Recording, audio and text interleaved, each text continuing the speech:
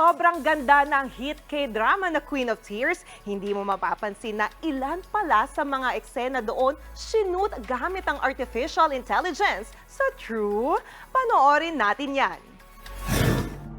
Sa unang tingin, lalamigin ka talaga sa eksenang ito sa Snow ni Kim Ji-won ng hit K-drama na Queen of Tears. Pero ang Snow na yan, isa palang artificial intelligence o AI. Nireveal yan sa behind-the-scene footage na ito ng K-drama. Ayon sa kanilang virtual producer, wala raw snow sa South Korea noong nagsushoot sila. Kaya naman para magmukhang totoo, kinuna nila ang eksena sa harap ng AI screen na snowy forest. Pati ang ilang eksena sa sasakyan, sinut din gamit ang AI. In fairness, parang totoo nga. Pero tumulong lang ang AI ha? Dahil ang dapat palakpakan dyan ay ang storyline, direksyon at ang pangmalakasang aktingan ng mga bida at supporting characters. Kaya no wonder na ito na ang highest rated K-drama ng kanilang broadcast channel na TVN.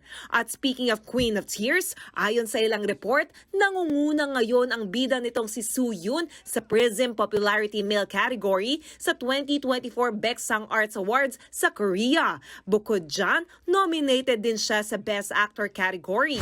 Kabilang naman sa mga kumpirmadong magpe-present ng award sa event, ang grand prize winner last year na si Park Hyun-bin ng Extraordinary Attorney Woo. Co-presenter din niya si Song Hye-kyo, Ryu Jun-yeol at Lee Eun-ji. Magbabalik naman bilang host ang K-drama stars na sina Park Bo-gum, Bae Suzy at Shin Dong-yup. Abangan bukas ang mga mananalo sa 60th Baeksang Arts Awards sa South Korea. Mga kapatid, Jania Lipon po, laging maging updated sa latest sa entertainment and lifestyle para maging una sa balitaan. Bisitahin at mag-subscribe na sa social media pages ng News 5.